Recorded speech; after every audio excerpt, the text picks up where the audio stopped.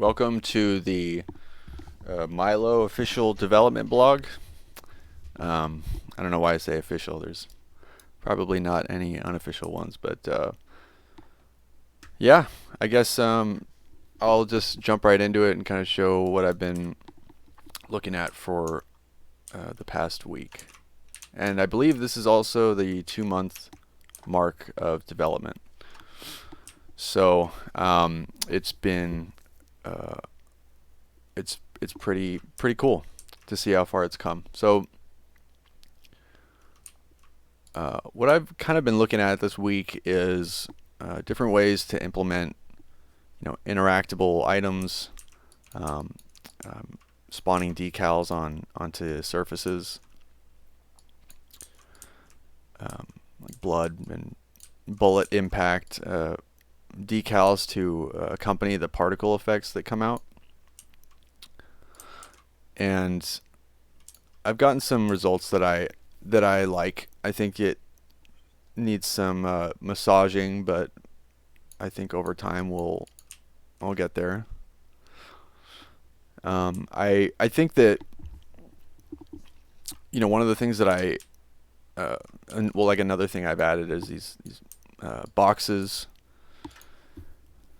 and I'm not really creating things like this with any specific thing in mind. I'm not really sure what they're going to be used for.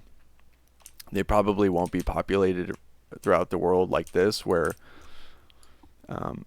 every single one needs to be interacted with. But I'm doing it just so I can sort of use it for something else later on, I guess. And these little chests, they open based off of an interface component that's in C++, and because I'd like to have chests or some sort of I want to have slot machines in the game, in the other map or the other area of this map. So without clear intention for some of these things, I'm just sort of jumping into it because this I can just switch out. This lid, for instance, this blueprint is made up of two static meshes, and they're not hard coded in. So if I wanted to change this to this box into that, well, now it's that. And if I change the lid, which is the thing that animates, into this health icon, I turn on my little light. Well, now if I activate it, it will turn the health icon. Of course, that looks terrible, and it's for some reason it's updating all of them, which I'm not exactly. I guess it's not instance editable right now. This isn't a variable that's instance editable.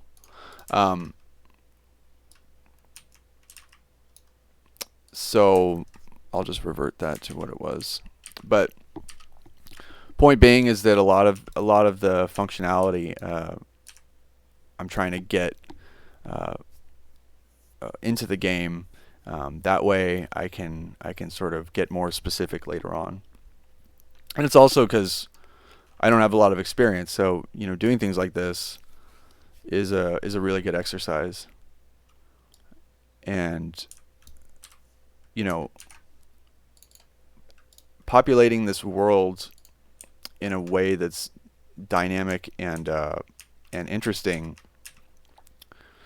is something that I really care about. Coming from primarily from the creative side. That's most of my background. I really like the idea of creating an environment that has a character of its own, almost like an NPC, if you will. And one of my big major goals for this, that's best case scenario, is that the player feels like the world is kind of this organic thing that responds to them. And I'll get a little bit specific about what I mean, because I think that one thing that's really cool in games is when players have really serious consequences for the choices that they make. But having consequences for choices requires the player to have freedom. And I want to give the player the freedom to play this game in the kind of the way they want, the pace they want. A lot like GoldenEye let you play sort of more stealthy or more aggressive. Now, of course, like the stealth aspect probably won't apply to this, but if you think of COD Zombies, which is basically borrowing so much from, everyone was sort of put in a place, and that was it. The zombies came to you, and you defended yourself. So I'm trying to make it more like, maybe you're not necessarily confined to the room. Maybe if you're a more aggressive player, you can break down one of the walls and go fight zombies, or fight, and fight harder zombies, and sort of challenge yourself or risk something. And one of the ways that I've tried to implement that is when I put this light in. I put this little light in, and I thought, gosh, I know when I play this with my friends, they're gonna shoot it. Anyone would. I would. And if this light doesn't break, then it's going to be it's going to come back to me, and someone's going to mention something. And I just was already irritated, like about something that hasn't even happened yet.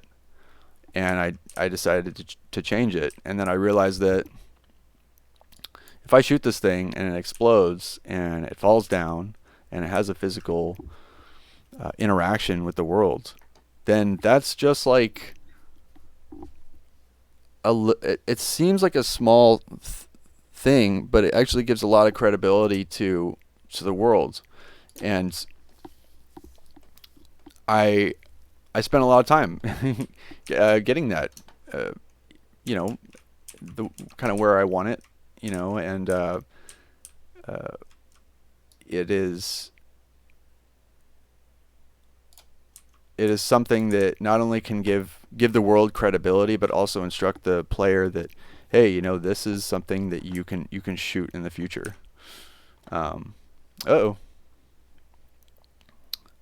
Yes. Sorry, I don't know how to help you there.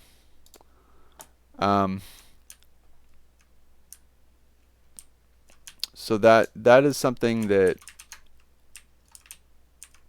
I'm playing around with a lot. Turn on my makeshift light. So these decals and the particle effects are things that I've still been spending time on. Not to mention, this week has been interesting in terms of player movement and the helmet. You can actually see the helmet straps on the side are cloth simulations. Which kind of brings me to another topic of this game, which is basically, bringing things to this retro, aesthetic that I couldn't do back when I played games on PS1 and PS2. Because I remember playing games with friends and stuff and just, saying out loud, what if you could do this? And I try to think back and just, and see, like, what could this game take, what can I do now that the people back then couldn't do?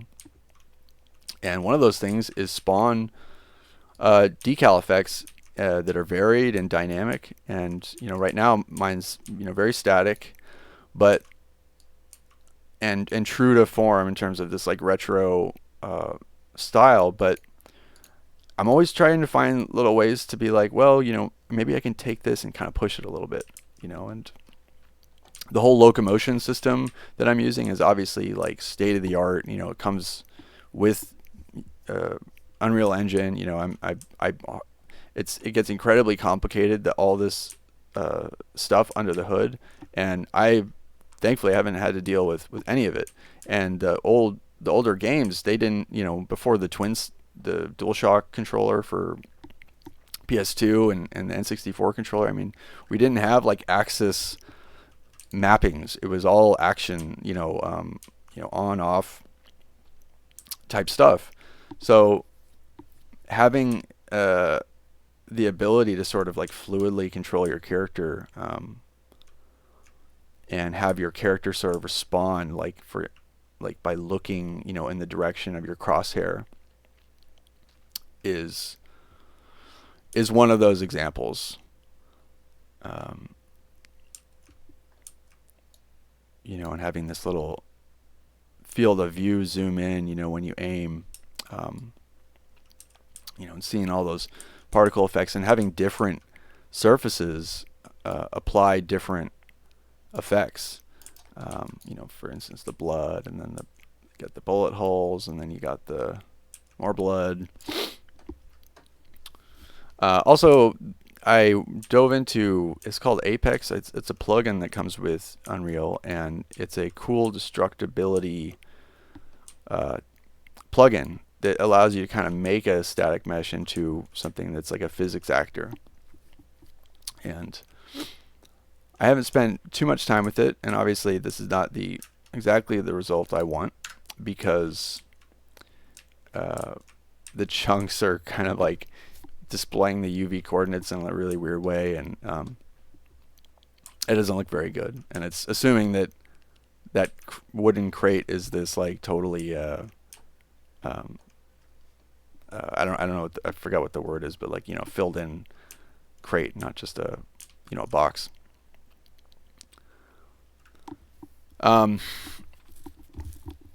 So we've got some kind of prefabs, and I sort of like these prefabricated little things. This is its own prefabricated thing, which I sort of readjusted, and I can't remember exactly what was happening. It just didn't seem very optimal, and it was confusing me. And like I said last week, if it's confusing me, then it can't. I won't advance it further in the pipeline, because if it's confusing me, it'll confuse me way more later on, because the more I build on this game, the more complicated it gets, and it's just going to be unmanageable unless I keep everything very very orderly. So I always get caught on these tangents, but I worked a little bit on that, and I think last week I said that I wanted to add zombie damage, like their ability to damage me, and I just didn't get around to it for a few reasons. One of the reasons is because I'm doing another Tom Lumen course that I got online, and I'm not sure what the best practice would be for implementing some of the things in the enemy class, because right now this is just derived from my character class, which might be fine, but I'm not totally certain. So, and it's such a integral part of the game that I'm a little bit more cautious when I start putting work into something, because I do want to make sure that my work will be able to pay off, or at least be migrated to another in a different way. I hope that doesn't sound too obscure. I'm just trying to make sense of how I'm going to do this the best way I can. These little cubes that are dropping out of them are like kind of loot. I was sort of playing around with like a really quick blueprint implementation of a dropped type of currency or power up or whatever, and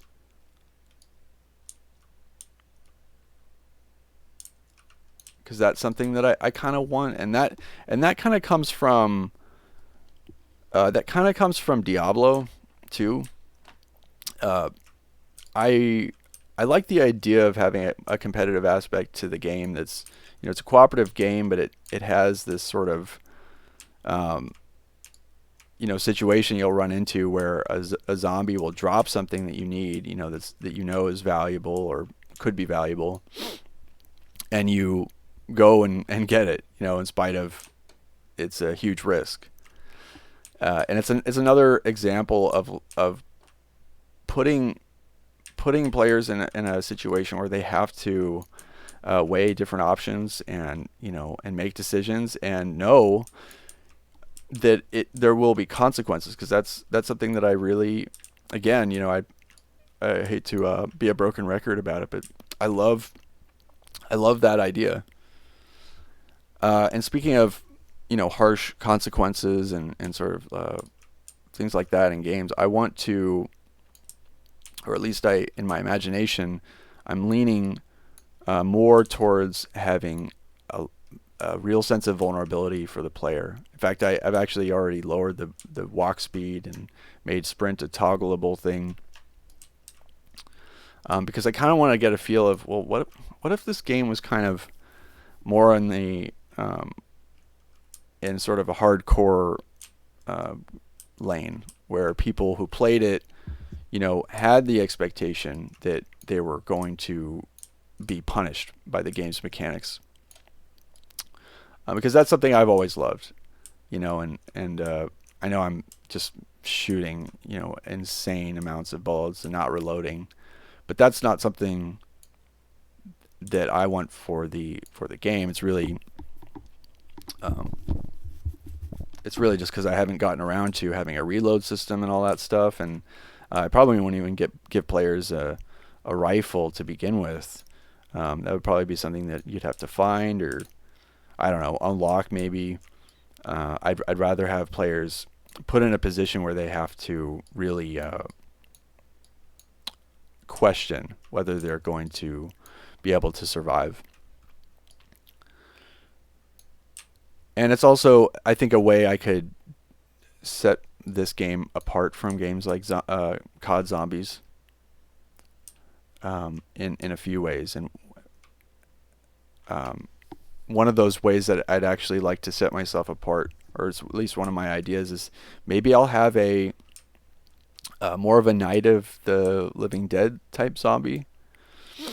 Maybe it's not going to be kind of this World War Z, Left 4 Dead horde type of game, and it'll still be a horde game, but it'll just be a smaller horde, and there will be it kind of, I think it would kind of change the game in some interesting ways, and kind of make some things more possible, like working with a team, for example. When zombies are running at you, and you're sort of terrified, and it's not as easy to work with people and coordinate.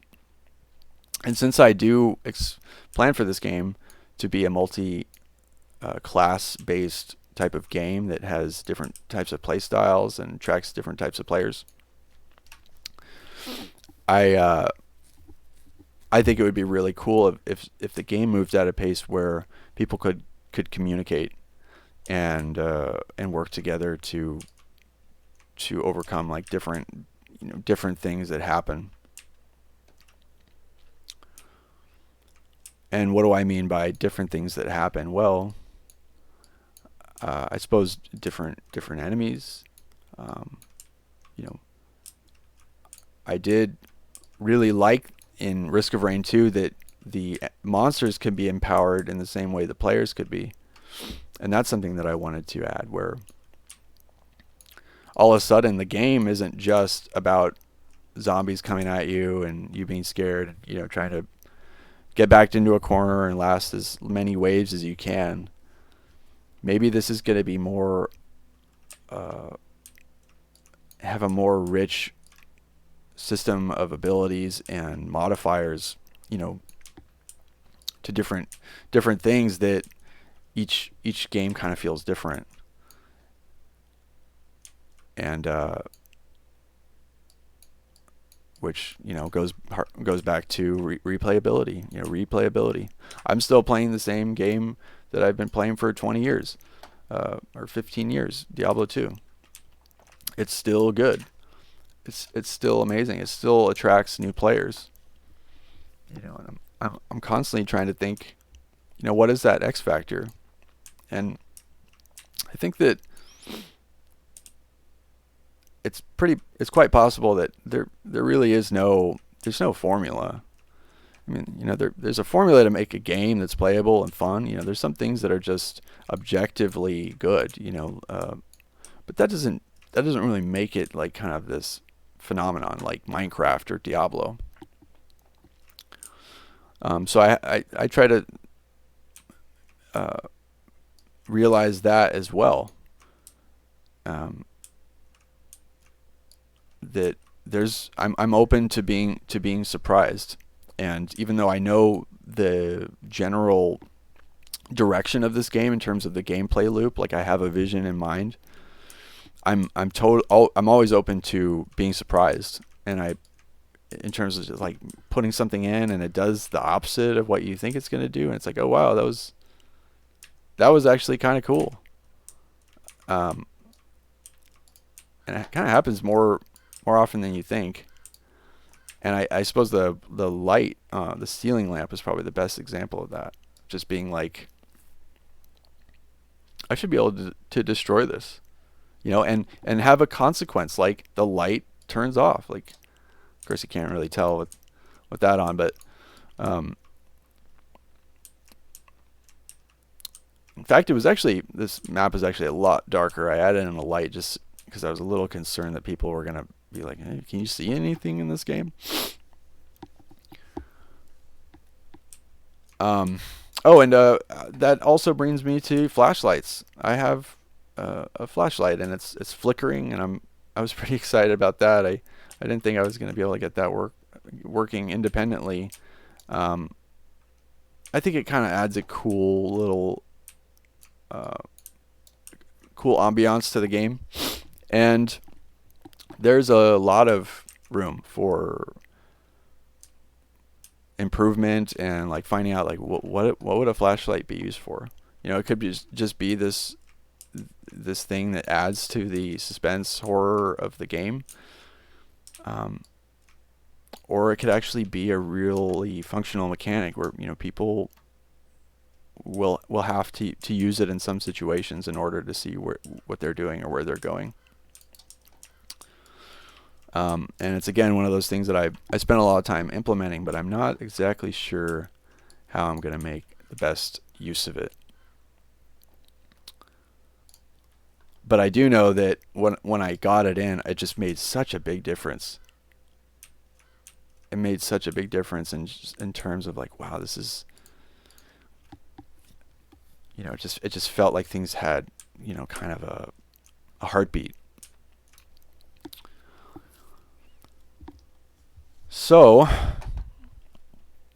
oh, also, it's probably way overdue, but these little these little arrows next to me are basically just a visual representation of my controller rotation. And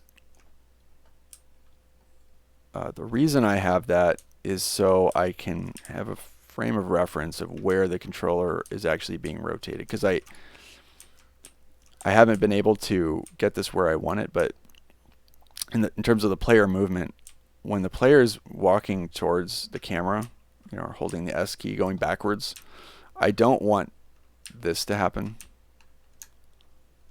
I actually don't want the character. Let me close this. These zombies get a little annoying. I don't want the character looking at, you know, that way. I want the character to actually turn and then back, you know, sort of back pedal. I'm not exactly sure how that's going to work, but And I imagine that I'll be spending a lot of time tightening the screws of movement, because it's just such a vital part of the game. My biggest nightmare is people would boot up the game and just find that the controls are just not good or lackluster. But I have high hopes for it.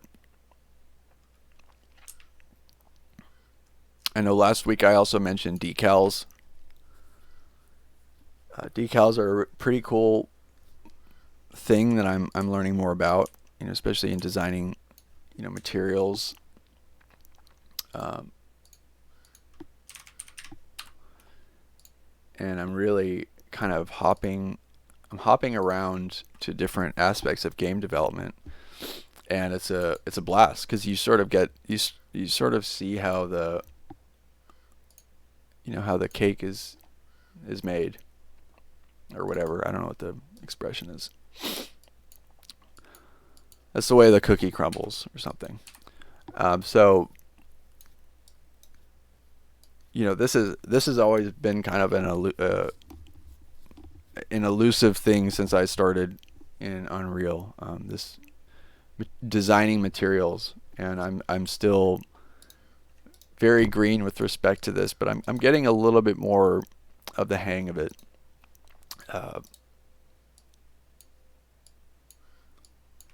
And also, I should mention game optimization.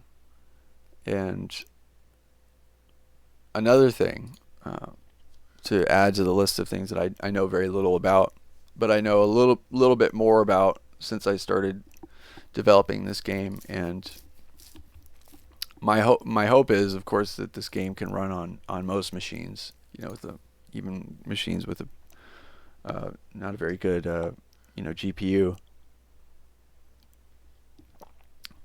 And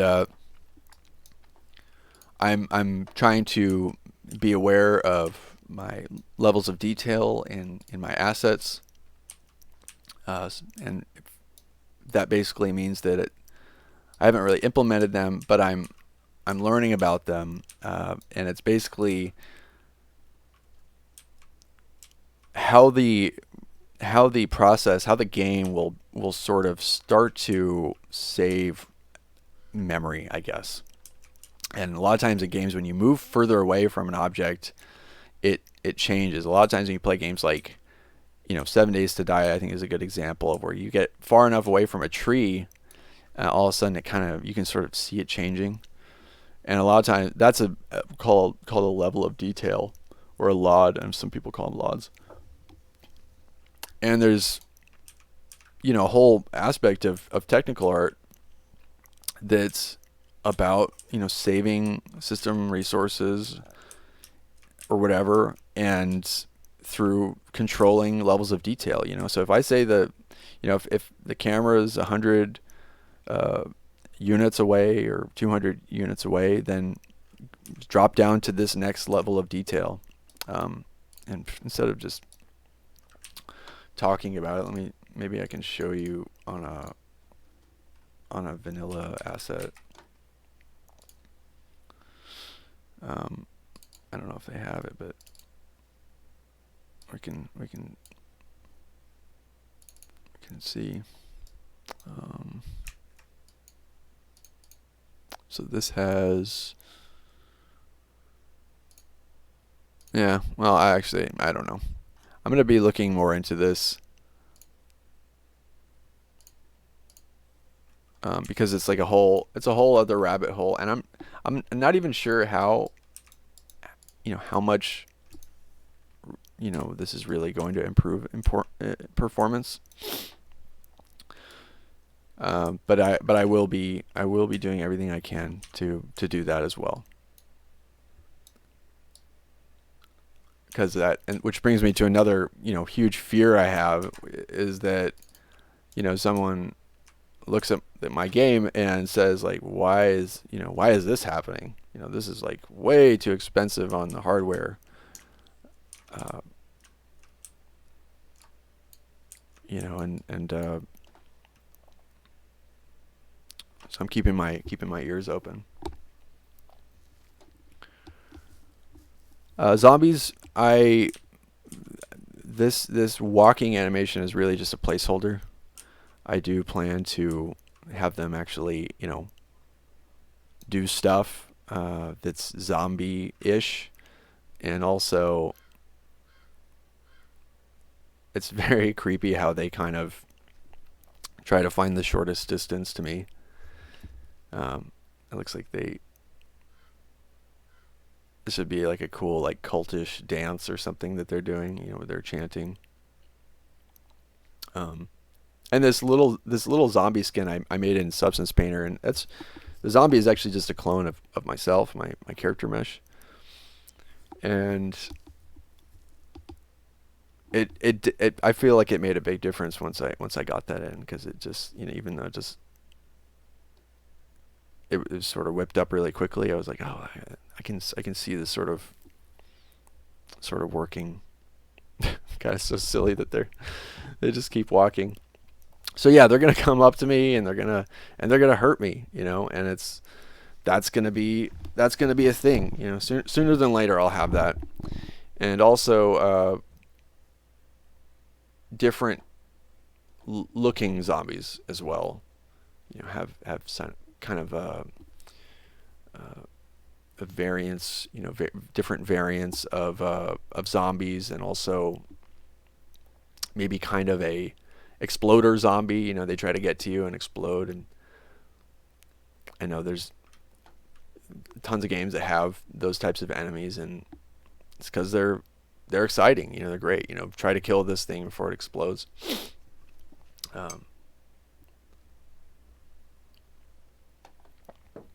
So I had something else I wanted to say about these zombies.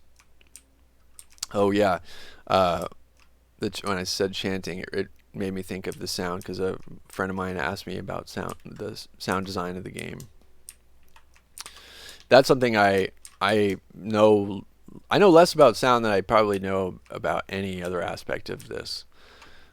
So that is going to be a challenge for sure. And you know, one of the things that I love about this project is that I have a hand in everything. And you know, I'm not writing off the possibility of hiring someone to compose certain things, or to buy some sort of, I don't know, sound effects pack or something. But knowing myself, what's probably going to happen is I'm going to be designing a lot of this stuff, if not from scratch, but you know, taking something as a starting point and then turning it into something new, which is also exactly what I did with this little opening chest interactable. This is actually a microwave. I got it from a pack, a free pack on the internet, and the only reason I'm doing that is just because it gives you like a starting geometry. You know, this is very rudimentary, something I could have done myself, obviously, in Maya, but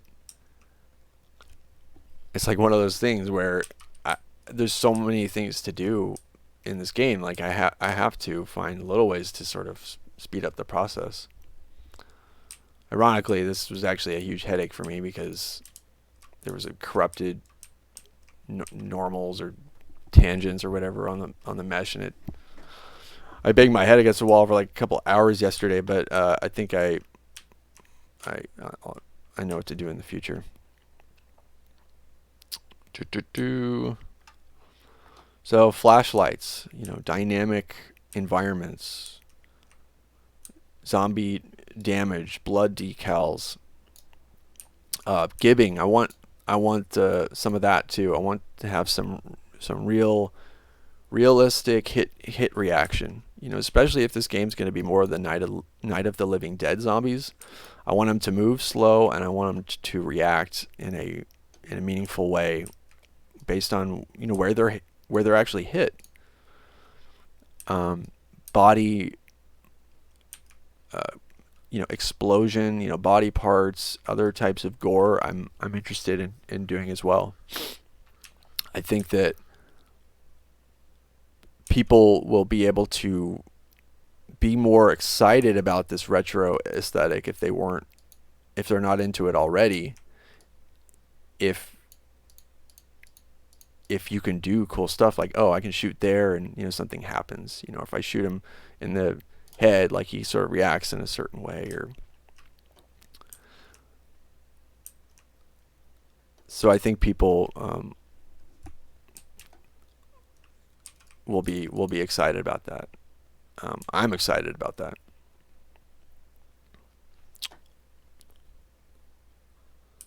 So yeah, I'm trying to think if there's anything else I wanted to add. Let me check my notes.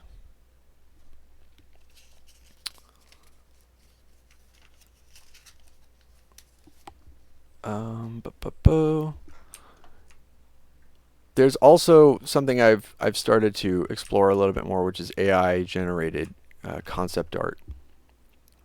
And basically that means that I'm using as AI as assistant, basically called neuralblender.com. You basically just type in a phrase and it'll spit out an image for you. And let me see, I think I have it here. Yeah, so I'll drag this over here.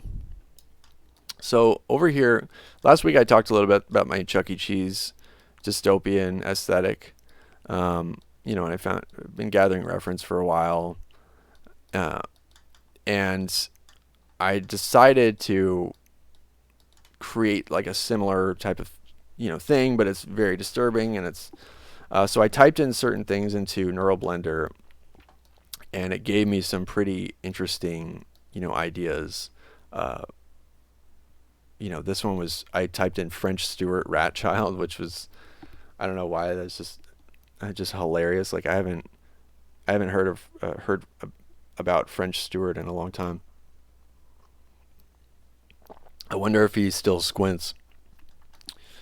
But I typed that in, and I got this really weird thing that almost reminded me of like a concentration camp or a gulag or something. I mean, it just seemed like, gosh, that's horrible. And even though I don't have like a one-to-one use for these things most of the time, in terms of I can't just like throw it into Photoshop and be like, done, thanks Neural Blender, but it does kind of give a color scheme and different things for me to think about. I think I typed in rat smoking a cigarette. Just deeply horrifying images. But that's kind of the lane that I'm in a way. I don't want to make something that's shocking or offensive, but I do want to make something that's unsettling and disturbing, at least a little bit. So I'll be using Neural Blender probably for other things too, but it's kind of a neat thing. I heard about AI concept art from, I think, Blender Guru or something, on some talk that he gave, and I thought, wow, I have no interest in that. At the time I saw it, and I was like, gosh, when is, what's next? Like, are we going to lose all of this sort of hand, crafted, start from scratch type of art in our media?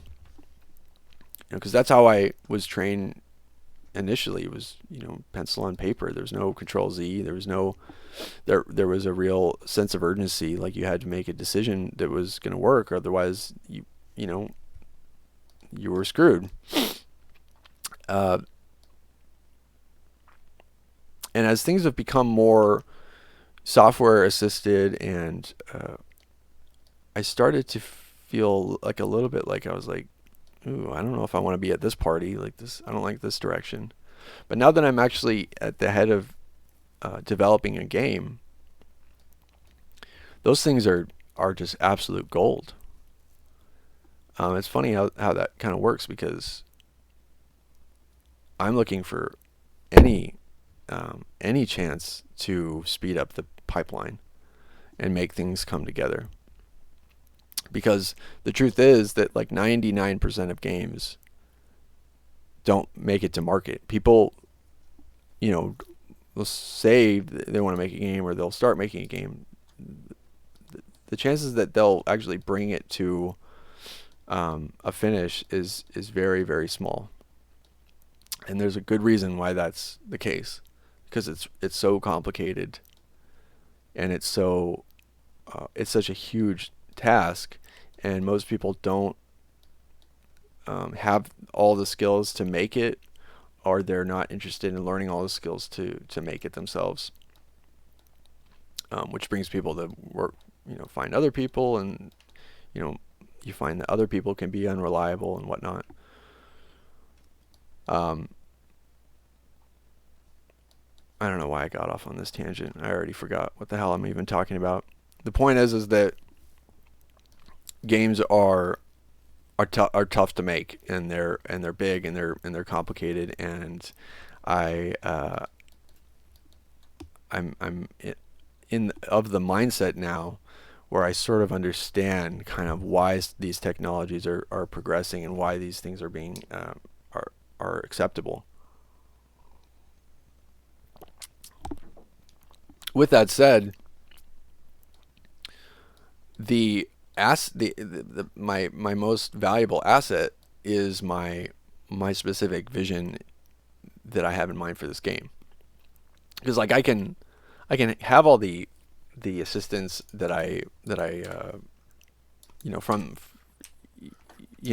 from various from NeuroBlender. Like I can have an AI assisted image, and I can speed up the pipeline with procedural generated textures. Like in Substance Painter, all these things are designed to speed up the pipeline. But if I don't have a vision, if I don't have a final vision, if I don't have that, then I have nothing to conform those images, those tools into. So even though maybe some of the fun and familiarity is lost in doing it this way, at the same time, like what is an artist, what is a designer, but just someone who has a goal and sort of makes the things around him or her become that thing that's in their head. So it's been a good week. And I'm coding every day on Code Academy, and I'm writing functions, without looking at the reference, which I'm super stoked on, because like, man, some of that stuff just like goes way over my head. It's like, what? You pass this into a function, parameters, variables, numbers. I mean, it's just, sometimes I'll look at a block of code and I'll just think like, this is a nightmare. Like I'm terrified. Shit's moving around on the screen. But over time, I'm starting to get the hang of it, and I know that I'm never gonna be, I'm not a gifted programmer, or at all. But I like it. I think it's cool. It's cool to work on my weaknesses. Like I feel like I'm sort of exercising something that I've left, just lay dormant for a while. And that's super fun. So Yeah, I mean that's probably you probably heard enough out of me. But this week, you know what? I don't know what's going to happen. You know, I try to sort of throw that in at the end of these videos. I don't know what's going to happen. I don't know exactly what I'm going to work on. And in fact, I heard a talk on GDC of this terms called swag development, and I forgot exactly what the acronym means, but it's basically just go where your heart takes you, and like work on the next thing that you just think is calling. And I like that because I sort of have been doing that before I heard that term, but I feel a little bit more comfortable and like I can and a little bit more confident in my in the way I approach aspects of the game because I didn't know what other people might be doing. I'm sure some people have this really strict schedule where it's like, okay, we're gonna sort this out. This is the timeline for this. Like it can't go over blah blah blah. And I do have some goals for this game, which I'll probably go into more next week in terms of a time frame and whatnot. But on my daily daily tasks, the primary thing that I try to do is get started as early as possible, so I can just get to work because there's just you don't know if you're going to be bug fixing for a while, and and so as long as I can sort of get some coffee in me and just get going, then I feel okay. Like, all right, let's make some progress. So yeah, and in fact, I'll make a request to the viewers, the small amount of people that punish themselves by watching this. What is something that you want to see in something like this, if anything? Uh, Perhaps you have some ideas. Perhaps you have some input. Um, you know, and hit that like button too, and hit the bell uh, or whatever. But yeah, with that said, have a great week, and uh, I am going to do that as well. All right, love you. Bye bye.